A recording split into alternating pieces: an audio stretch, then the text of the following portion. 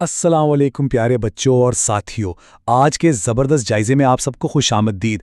آج ہم ایک ایسے حیران انگیز تصور پہ بات کرنے والے ہیں جو ہماری اس پوری زندگی کو ایک بالکل نیا مطلب دے دیتا ہے۔ تو چلیں بنا کسی تاخیر کے ہم اپنے آج کے شاندار موضوع کی گہرائی میں اترتے ہیں، جس کا نام ہے آخرت۔ اور سچ پوچھیں تو یہ صرف کوئی کتابی سبق نہیں ہے، بلکہ یہ ہماری زندگی کا سب سے بڑا اور دلچسپ سفر ہے۔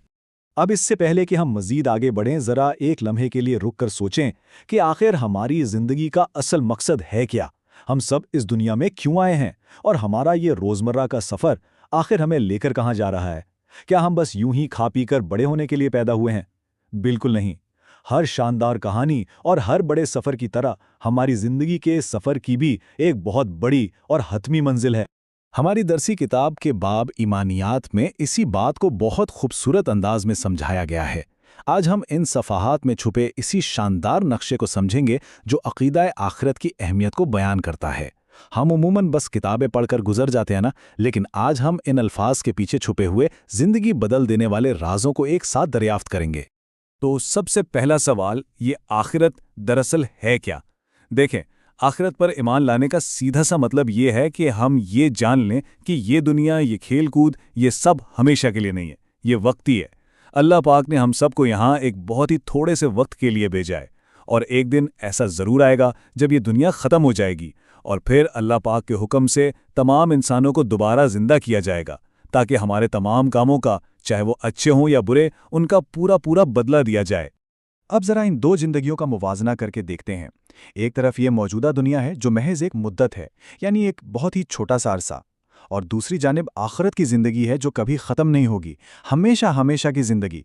جو لوگ دنیا میں اچھے اور نیک کام کریں گے، اللہ پاک اپنی خاص رحمت سے انہیں جنت کی خوبصورت وادیوں میں داخل عطا فرمائے گا۔ ہے نا کتنی زبردست بات؟ ہم ایک چھوٹی سی عارضی زندگی کے بدلے ایک ہمیشہ رہنے والی شاندار زندگی کی تیاری کر رہے ہیں۔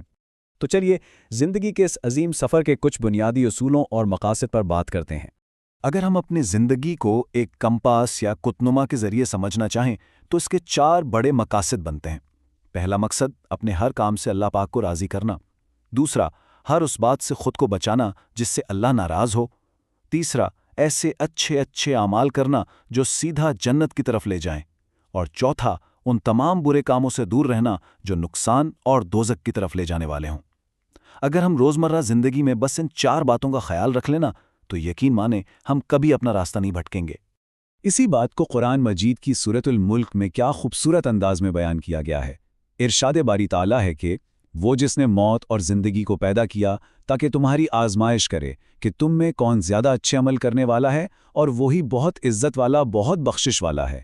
یعنی یہ زندگی دراصل ایک امتحان کا ہال ہے۔ اللہ پاک بس یہ دیکھنا چاہتے ہیں کہ ہم میں سے کون سب سے بہترین، مہربان اور اچھے اخلاق والا انسان بن کر دکھاتا ہے۔ اب یہاں ایک بہت دلچسپ سوال پیدا ہوتا ہے، آخرت پر یہ یقین ہمارے اندر کیسی حیرت انگیز تبدیلی لاتا ہے؟ ذرا تصور کریں ایک ایسے معاشرے کا جہاں کسی کو جواب دہی کا کوئی احساس ہی نہ ہو۔ وہاں کیا ہوگا؟ ظاہر ہے ہر طرف جھوٹ، چوری، غیبت اور لوٹ مار جیسی برائیاں پھیل جائیں گی۔ لیکن اس کے بالکل برعکس وہ معاشرہ کتنا پرامن اور خوشگوار ہوتا ہے جہاں لوگ آخرت پر پختہ یقین رکھتے ہیں، کیونکہ جب انسان کو یہ معلوم ہو کہ اسے اپنے ایک عمل کا حساب دینا ہے تو وہ سچا، ایماندار اور ایک بہترین انسان بننے کی پوری کوشش کرتا ہے۔ تو ہم کہہ سکتے ہیں کہ آخرت کا عقیدہ ہمارے لیے بالکل ایک مضبوط ڈھال کی طرح کام کرتا ہے۔ جس طرح دنیا میں کسی بڑے نقصان یا سزا کا ڈر ہمیں غلط کاموں سے بچاتا ہے، ویسے ہی کل قیامت کے دن اللہ پاک کی بارگاہ میں پیش ہونے کا احساس ہمیں گناہوں سے دور رکھتا ہے۔ یہ سوچ ہی کتنی طاقتور ہے کہ ہمارا ہر چھوٹا بڑا عمل باقاعدہ ریکارڈ ہو رہا ہے۔ یہی چیز ہمیں روزانہ اچھے کاموں سے اپنی زندگی کو سجانے کی ترغیب دیتی ہے۔ باتوں میں کیوں نہ ہم چند ایسے خاص الفاظ بھی سیکھ لیں جو آج کے اس جائزے میں بار بار آئے ہیں، جیسے ایک لفظ کامل، جس کا مطلب ہے بالکل پورا یا مضبوط، جیسے ہمارا ایمان کامل ہونا چاہیے۔ دوسرا لفظ خطا، یعنی کوئی غلطی یا قصور، اور تیسرا لفظ ہے مدت، جس کا مطلب ہے ایک خاص عرصہ، جیسے ہم نے بات کی کہ ہماری دنیاوی زندگی کی محض ایک چھوٹی سی مدت ہے۔ ان الفاظ کو یاد رکھنے سے ہمیں اس پورے تصور کو سمجھنے میں بہت مدد ملے گی۔ تو پھر اس خوبصورت اور شاندار منزل یعنی جنت تک پہنچنے کا عملی راستہ کیا ہے؟ اس پورے سبق کی سب سے پیاری اور دل کو چھو لینے والی بات وہ خاص پیغام ہے جو براہ راست ننھے طالب علموں کے لیے دیا گیا ہے۔ پیارے بچوں کہہ کر جو محبت بھری تلقین کی گئی ہے وہ محض ایک نصیحت نہیں بلکہ ایک کامیاب اور خوبصورت زندگی گزارنے کا مکمل فارمولہ ہے۔ یہ ہمیں یاد دلاتا ہے کہ ہم اپنا ہر کام، ہر کھیل، ہر بات آخرت کی اس بڑی منزل کو ذہن میں رکھ کر کریں۔ اور یہ منزل پانا کوئی بہت مشکل کام نہیں ہے، اس کے بڑے ہی آسان سے 3 قدم ہیں۔ پہلا، اپنی زندگی اللہ پاک اور ہمارے پیارے نبی حضرت محمد صلی اللہ علیہ وآلہ وسلم کے بتائے ہوئے خوبصورت طریقوں کے مطابق گزاری جائے۔ دوسرا، جن کاموں کا ہمیں حکم دیا گیا ہے انہیں خوشی خوشی اور دل لگا کر کیا جائے، اور جن سے روکا گیا ہے ان سے دور رہا جائے۔ اور تیسرا، سب سے اہم قدم، اپنے والدین کا خوب ادب کیا جائے اور ہر انسان کے ساتھ نرمی اور اچھے اخلاق سے پیش آیا جائے۔ بس یہی وہ پیارے پیارے اعمال ہیں جو سیدھے جنت کی طرف لے جاتے ہیں۔ تو ساتھیو، اب جب ہم آج کی اس شاندار اور معلوماتی بات چیت کے بالکل آخر میں پہنچ گئے ہیں تو ایک بہت ہی اہم سوال آپ سب کے لیے چھوڑے جاتے ہیں۔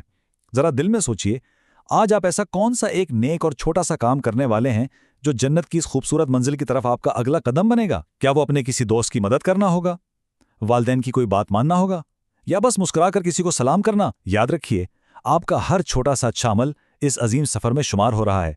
اپنا بہت خیال رکھیے گا اور ہمیشہ نیکیاں بانٹتے رہیے گا۔ خدا حافظ۔